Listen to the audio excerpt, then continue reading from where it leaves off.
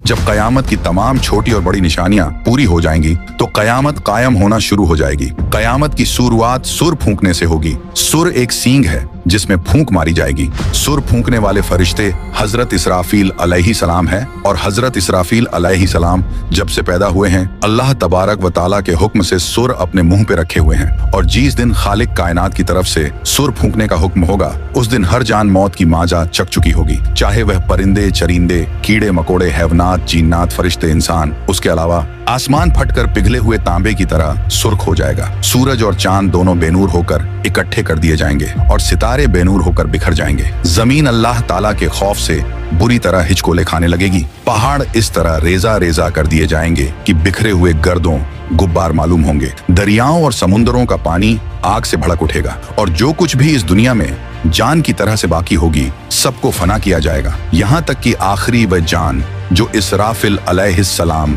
सुर फूंक रहे होंगे, अल्लाह ताला उन्हें भी मौत अता करेंगे, और उस दिन सिर्फ और सिर्फ तन्हा रब्बे जुल जलाल की जात बाकी रहेगी। तो मेरे प्यारे दोस्त, कयामत पार्ट 2 में कयामत के दिन हश्र के मैदान में क्या होगा से लेकर हम गुनहगार उम्मतियों के साथ जन्नत और जहन्नम में क्या क्या होगा, आप लोग इस वीडियो में जानेंगे। तो आप लोगों से गुजारिश है कि आप लोग इस वीडियो को पूरा देखें, और हाँ, एक लाइक शेयर करके अपने दोस्त और घर वालों को भी दिखाएं। तो मेरे भाई, अब उसके बाद जब रब ताला की मर्जी होगी तो फिर से इसराफिल अलैहिस्सलाम को उठाएंगे। अब उन्हें दोबारा सूर फूकने का हुक्म होगा तो फिर से वह सूर फूकेंगे। तो आदम अलैहिस्सलाम से लेकर कयामत तक जितने भी जान आए थे फिर से सबको उठाया जाएगा, और उस वक्त सबसे पहले कब्र से बाहर ताजदार कायनात इमामुल अंबिया हजरत मोहम्मद मुस्तफ़ा सल्लल्लाहु ताला अलैहि वसल्लम तशरीफ लाएंगे। इसके बाद हजरत मूसा अलैहिस्सलाम अपनी कब्र से उठ खड़े होंगे। फिर बाकी लोग भी अपनी कब्रों से बाहर निकलना शुरू हो जाएंगे, और वह सब हश्र के मैदान में लाए जाएंगे, और वहां सब मर्द और औरतें नंगे बदन और नंगे पांव के साथ होंगे।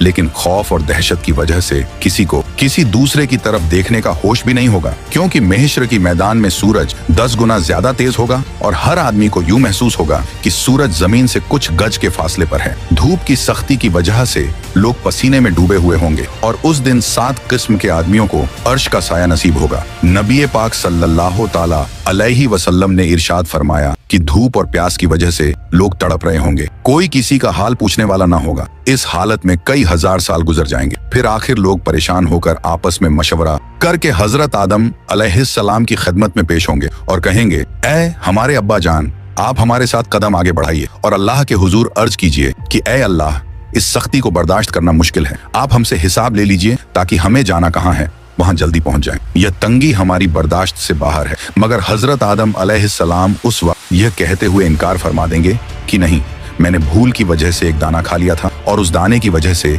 300 साल तक रो रो कर माफी मांगता रहा। हदीस पाक में आया है कि पूरे इंसानों के जितने आंसू हैं वे सारे के सारे 10वां हिस्सा हैं, और 9 हिस्से आंसू हजरत आदम अलैहिस्सलाम के उन 300 सालों में निकले, और उसके बाद अल्लाह ताला ने उनकी तौबा को कबूल फरमा लिया। इतना रोए और माफी मांगने के बाद और तौबा कबूल हो जाने के बाद आखिर उन्होंने बैतुल्लाह शरीफ बनाया और 30 हज पैदल चल कर की। मगर कयामत के दिन वह फिर भी फरमाएंगे, नहीं, मुझे अल्लाह रब्बुल इज्जत के सामने जाने में शर्मिंदगी महसूस हो रही है। गौर कीजिए कि हजरत आदम अलैहिस्सलाम की तौबा की कबूलियत का भी फैसला आ चुका है, लेकिन बंदा अपने की पर पछताता है। जब कयामत के दिन हमारे जद्दे अमजद का ये हाल होगा तो हम लोग जब अपने गुनाहों को लेकर जाएंगे और बगैर तौबा के मर जाएंगे तो हमारे लिए कयामत के दिन अल्लाह रब्बुल इज्जत के सामने खड़ा होना कितना मुश्किल होगा। उसके बाद हजरत आदम अलैहिस्सलाम तमाम इंसानों को कहेंगे कि आप लोग हजरत नूह अलैहिस्सलाम के पास चले जाएं। लिहाजा सारी मखलूक हजरत नूह अलैहिस्सलाम